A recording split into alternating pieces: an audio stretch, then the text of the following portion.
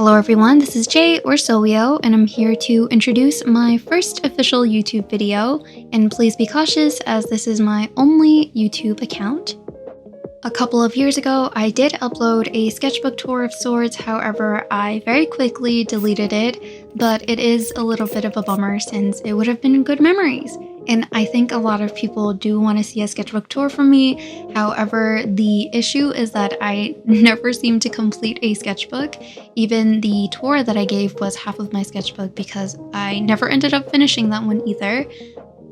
Anyway, seeing as I don't really have a script or anything and I have 23 minutes to really fill up with talking, I'm going to talk a little bit about the art supplies. So this is acrylic gouache that I am using. It's a little bit different from traditional gouache in the way that it dries permanently. And since it dries permanently, I oftentimes presume that a lot of people who struggle a little bit with traditional gouache might actually enjoy acrylic gouache. However, I just can't prove it yet because I'm only one person. Anyway, to start, the paints I was using, the 3 tube or like capsule-like looking ones are from Liqutex. The colors are cadmium-free yellow and red, and both of them are in medium. Also, I have fluorescent pink, and for my other brand, it is Holbein for Ultramarine, and then the last brand is Turner for Permanent Scarlet, and also for Titanium White. And also, I've never tried another brand of white before, so the Turner gouache is the only one that I really know, and it is a paint that is very oftenly used for me in mixing colors, and I've never found any issues with it. But I want to talk a little bit more about fluorescent pinks. It is a color that I use very often in my paintings, as in I mix it into almost everything. It's become a habit of mine to mix in some fluorescent pink into my paint water as well, so that everything gets a little bit of fluorescent pink. It is also why all of my drawings or illustrations, they just lean a little more pinkish, and I think that is how I managed it.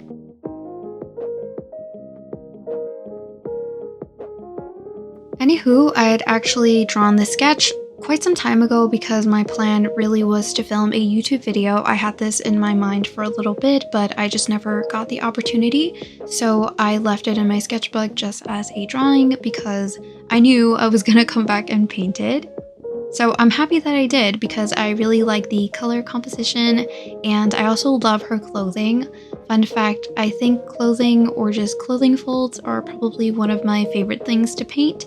I just love how it looks so, I don't know, it just pops at the end, or whenever you complete an illustration and you just look at it, and my favorite thing oftentimes is the clothing. And before I forget, I also use a hairdryer very often. You see it in a lot of the clips because I need to make sure all of my layers are 100% dry. I oftentimes lack the patience to wait for paint to dry, and I think that's a trait that all of us share.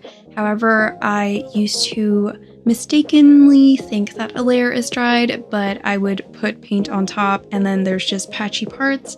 And another thing about me is I am an under paint mixer. Like, I don't mix enough paint, and one thing about gouache for me is I can never mix the same color ever again, so there's always just going to be patchy parts. So even though it's loud, I still prefer using the hairdryer than waiting for each layer of paint to dry.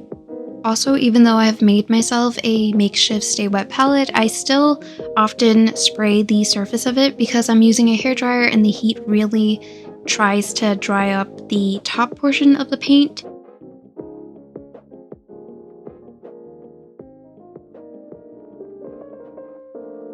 And now I'm going to smoothly transition over to talking about the way that I like to paint. So I think it's pretty noticeable through a lot of my short form content where I'm painting with gouache.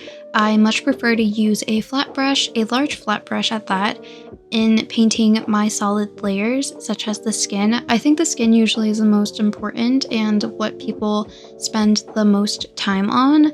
And for me, I need to make sure it's completely flat. I don't want there to be bumps and stuff.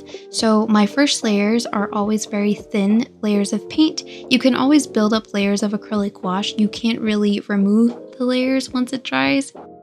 And of course, an added plus is that you can see your sketch underneath, so you are not worried about losing where your nose is, where the eye is, and it's super helpful. The thing about gouache is that even if you have a very thin layer, once you start painting on top of it, it looks like a thick layer of gouache. So that's why I prefer not to start with very thick layers, and I also maintain thinner layers throughout. But of course, this is my personal preference, and it's also because I mix so little paint that a lot of times it's just me trying to stretch my remaining amounts of that specific color, because again, I can never mix the same color ever again when it comes to gouache since it dries so differently. And so, other than the flat brush, I use primarily round brushes, and of course the size does vary when it comes to them. I have very teeny tiny ones, and then I have one that I paid like $36 for watercolor, and I've never used it since buying it. I've actually used it to sweep dust off of my table more than I have painted with it, so there's that. But to speak a little bit about the illustration or the painting process, I'm pretty proud of these dark reds that I've made, specifically because I opted out of using the black that I had, which was also the Liqutex brand. Also, with the way that I paint, I really like to crosshatch, so if you look a little bit on her cheeks, they're all just lines that I've crosshatched in order to create some sort of gradient. This is also what I do when it comes to digital art. I very rarely use the smudge tool. I much prefer to just hand gradient everything. It does take a lot of time, but I find that I like the texture that it gives. And since gouache does dry so much lighter, it does give me the opportunity to build up the color slowly with the gradients, and that's why I can get such a, smooth gradient.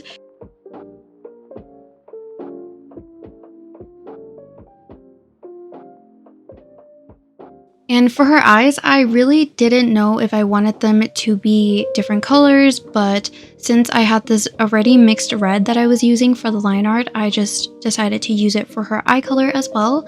And instead of making them both two different colors, I just made one of the pupils a little darker.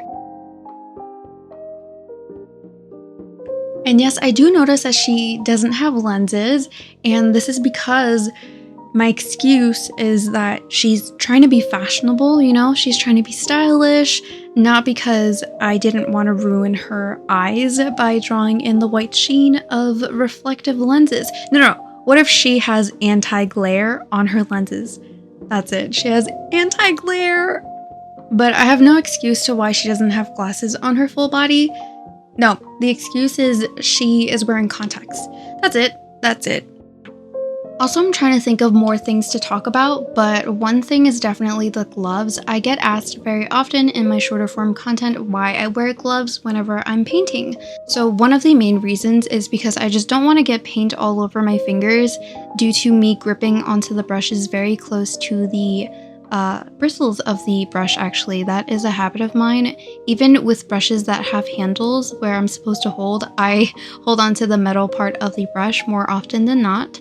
And another thing is that with the gloves and me holding onto the brush, I have a better grip. So whenever I'm dragging out the lengthy lines that I like to do, I prefer to do the lines in one stroke if it's possible for me. And so with the gloves, I have a better grasp onto the brush.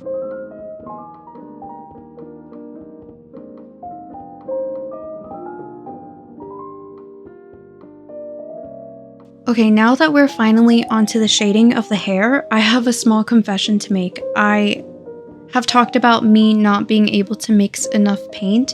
This was an instance I didn't mix enough, and what ended up happening was that I started adding more and more water to it because I couldn't mix the color again, because the color that I mixed relied on a different color that I mixed that also ran out. So when I got to the left side of the hair, I basically was just watering my paint down as much as possible, but still maintaining the color. And also, before I forget, since this is my first video here on YouTube, if there are certain art materials you want to see me using, because a lot of times in my short form content, I use different materials and people want a lengthier explanation on how I use them. I know acrylic markers is definitely a popular thing a lot of people want to see. I know a sketchbook tour is something that I'm constantly asked about, but please, I will only do a sketchbook tour this time if I finish my sketchbook.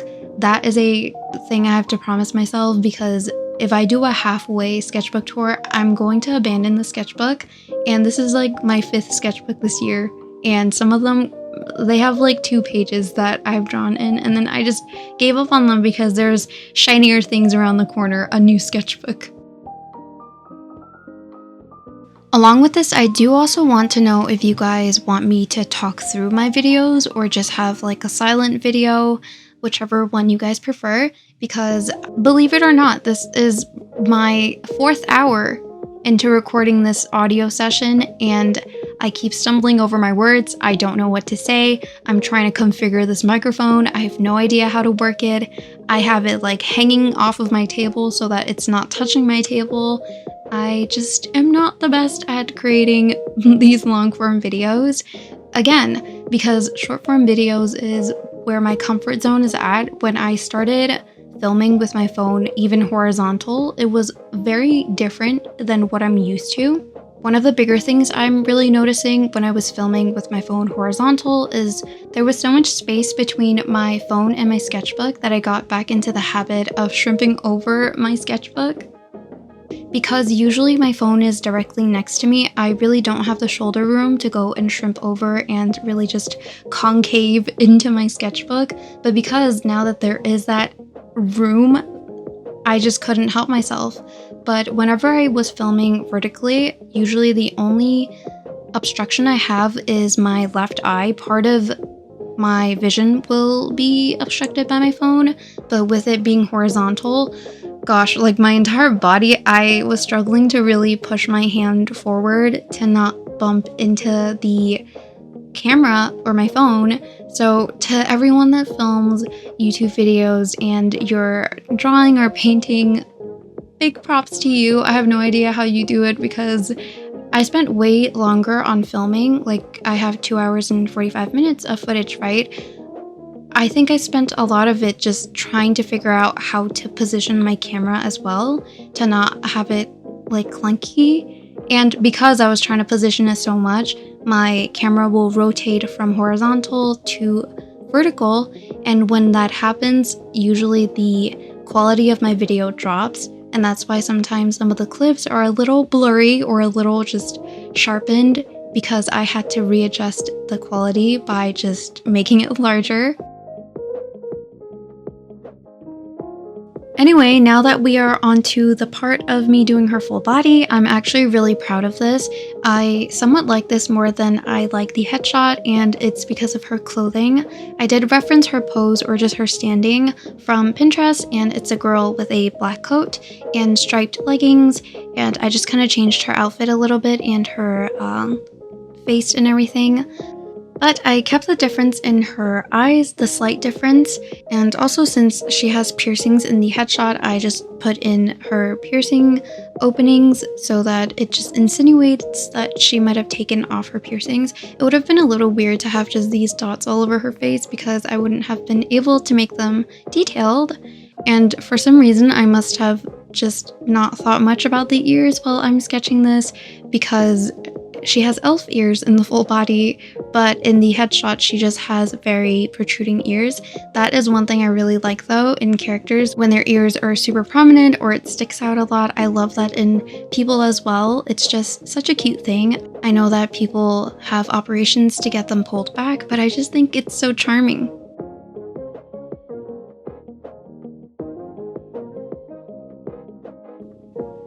Now, as I was working on her kneecaps, I was actually struggling with the one on the right side for no apparent reason because when I got to the left side, it was very easy.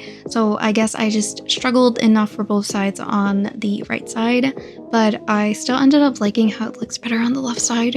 And then here are these lines. I'm pretty proud at how I drag them out. This is a very tiny brush, but I wish I might have used like a thicker one to begin with because I spent just an absurd amount of time relining these again and again because I kept thinking, okay, the lines are not thick enough. And also the little tattoo on her legs, that's the only time I got to use the permanent Scarlet, by the way. I squeezed out all of that paint just for that little part. Oh, the shorts. This is definitely my favorite color that I used in this entire illustration. It's this greenish gray.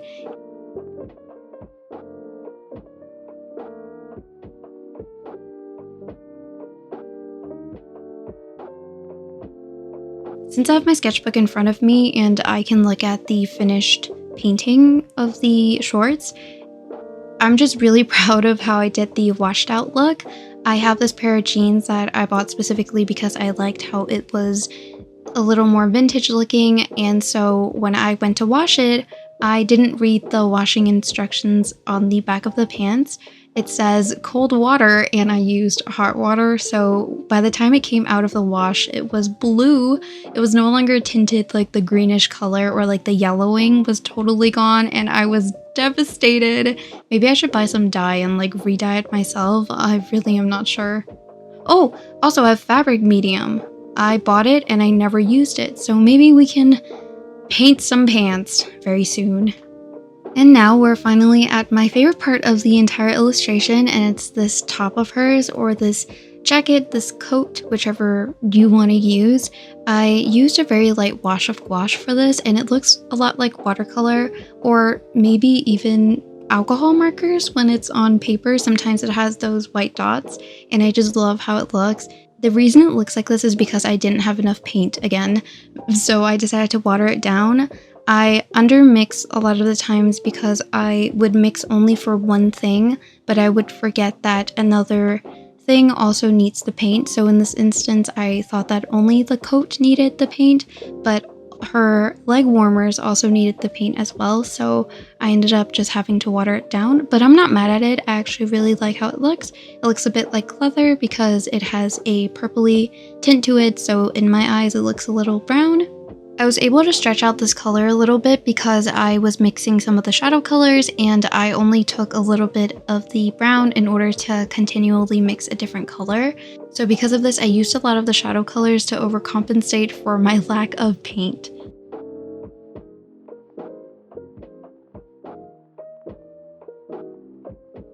And honestly, I was in dire need of this paint because not only was it the coat and her leg warmers, I remember that her little leather pieces that come down from her arms, like the 2 strands on each side, were also the same color. So I'm guessing I might have watered it down or something, because I knew better than to try to use the brown for the piece around her neck as well.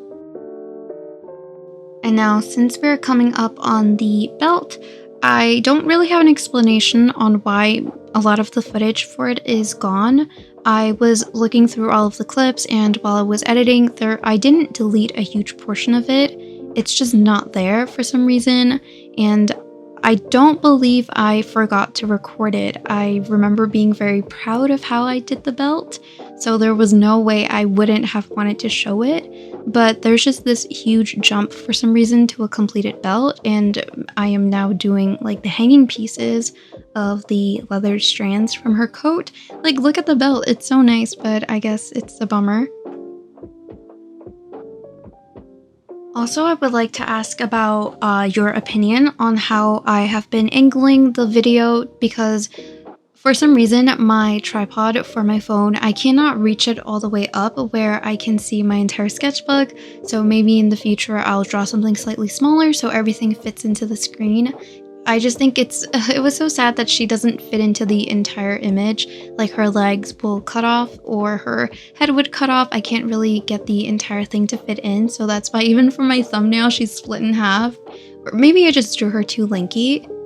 But if you have thoughts about the editing style and also the camera angles, please let me know. Let me know what you like and what you would rather me not include next time, because this is my first video, so what I'm showing you is something that is feedbackless. It's just what I thought looked okay. It's very much mirroring my vertical filming style, so I'm still trying to get close-up shots, but I'm not sure if it's like too close, if you want me to zoom out. So I'll be very grateful if you can leave me some feedback about this specific topic.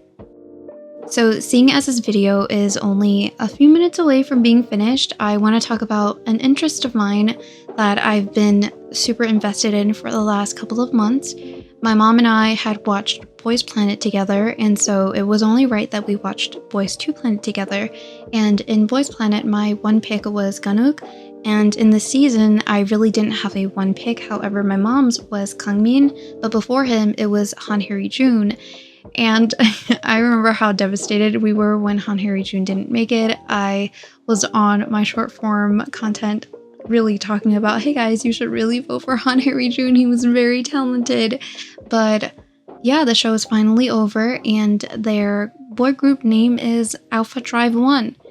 That for sure is a name. It's a name of a boy group. I don't know if I can accept it with open arms, but that's for sure a name of all times. And also, I woke up so early to watch the finale. I think I was the 3000th person waiting in queue to vote, and I voted for Kangmin because that was my mom's pick. This time, I really didn't have a pick. I really liked everyone. I thought everyone was really talented. It was very sad at the end when everybody was crying, but I hope everyone has a bright future ahead of them. Okay, enough with talking about Boys to Planet. I am now looking back onto my screen, and at this point, whenever I was looking at my recording, her full body just looks so like fully done. It's like so fully rendered, especially in the video because of like the contrast. It has more contrast in real life, but for some reason there's like a weird lighting with the lenses whenever I'm filming. The colors look way better when my hand is in frame. And I'm sure a lot of people's phones do this as well. When you're trying to take a photo of scenery or whatever, it looks very desaturated until like a smidge of your finger is in the corner of the screen and suddenly it's vibrant and it looks like how it looks in real life. I just don't know what I can do to fix that for my phone, because other than my hands being in frame to help fix the color, there's not much I can do. Whenever my hand is not in frame, it's super dull, and I would try my best to color correct, but it doesn't always work, and it sometimes looks even worse.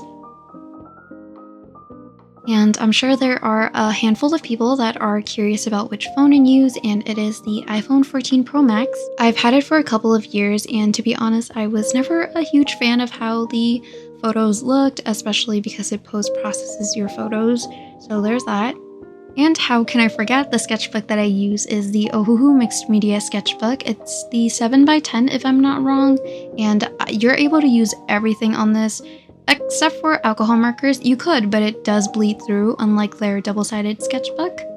And seeing as we're now at the final stretch of my video, I hope you had a better time watching this video than I did, having to edit this, cut it down, and also doing the video audio. That part was absolutely torturous, and now I have to go back and re-listen to it to make sure everything lines up and is right. But thank you so much for watching, and I hope you have an amazing day!